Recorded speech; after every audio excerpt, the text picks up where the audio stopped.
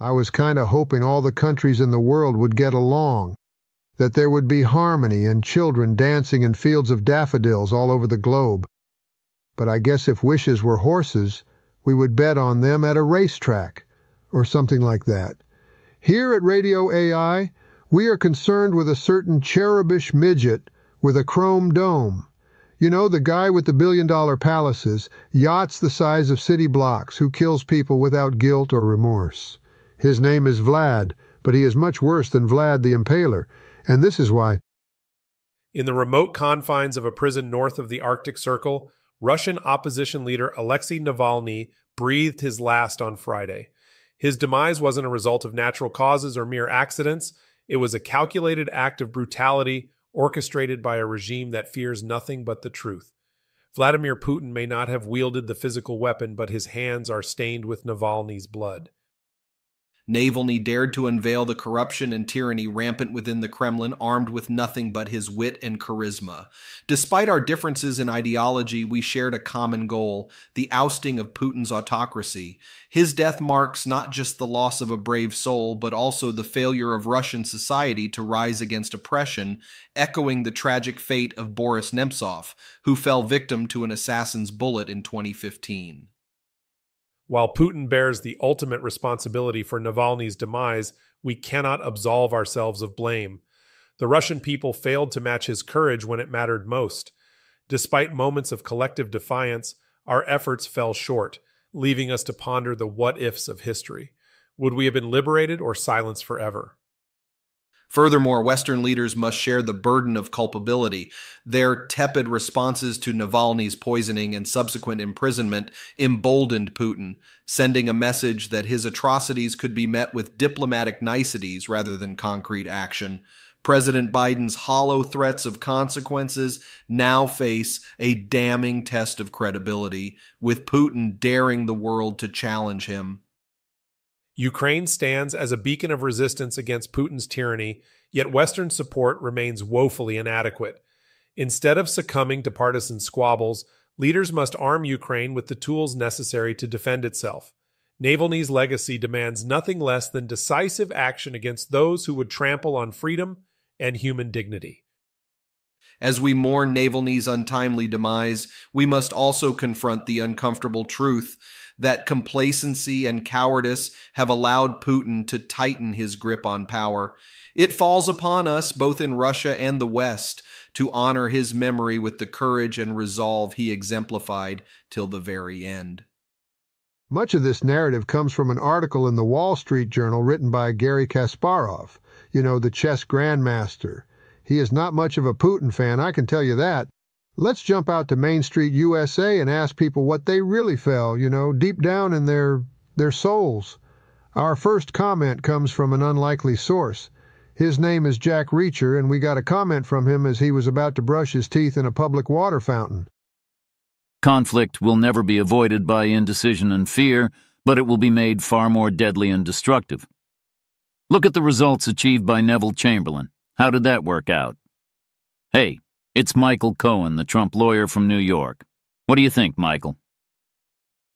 Trump got both India and China to respect his Iranian oil sanctions, and Iran didn't even blitzkrieg anybody. Biden got nothing. Most of Europe still buying Russian gas and oil, albeit at a capped price. Putin can also see Biden's domestic American commercial sanctions are full of holes, while all third countries are free under Biden to continue trading with Russia. Biden's astonishing lack of global leadership is what killed Navalny. Let these other people give comments. I'm having lunch with Stormy, and the bistro we're going to is across town.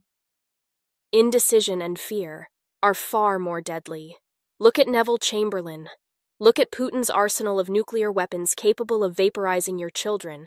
Instead of constantly referencing a pre-color TV world, how do you think Chamberlain would have fared today?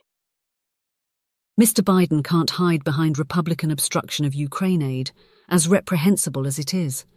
The White House doesn't need Congress to send Ukraine long-range artillery like ATACMS and fighter jets, essential to protect civilians from Russia's incessant bombing. Nor can Mr. Biden blame MAGA obstruction for failing to seize more than $300 billion in Russian central bank assets and using them to aid Ukraine. Seizing and selling the luxury yachts and real estate in the West belonging to Mr. Putin and his oligarchs would also be a fitting tribute to Navalny, whose anti-corruption campaigns expose their looted riches. Excellent points. Opposition in the House to approval of Ukraine aid hamstrings us, but doesn't completely paralyze us. There are still things we could do, and should do now, and should have done long ago. I wonder what Perry Mason would think. Putin is a bloodthirsty dictator worthy of Vlad the Impaler of old Transylvania. He will not be appeased.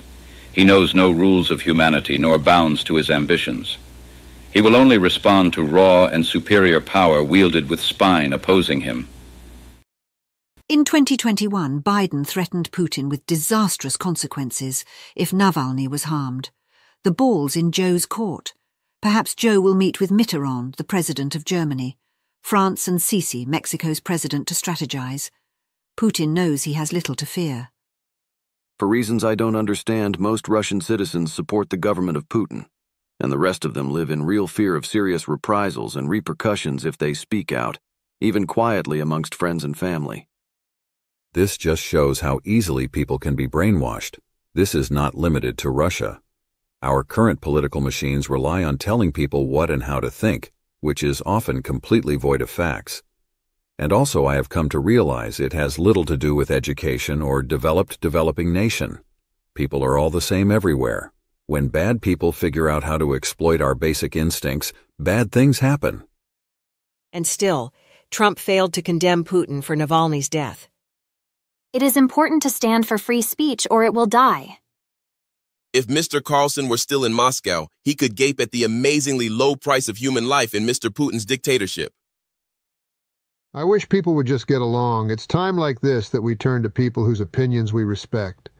For his final words on the matter, we turn to that harbinger of what's right in the world, Judgy Judgerston.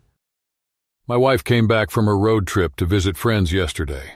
She had been gone for a few days, so I had some work to do to get ready. I started a nice fire since it was pretty cold outside. I cleaned the dishes up in the kitchen, made the bed, and then went outside to check out the walkway. Suddenly I realized that there was a 2-foot snowdrift covering most of the front yard and laneway.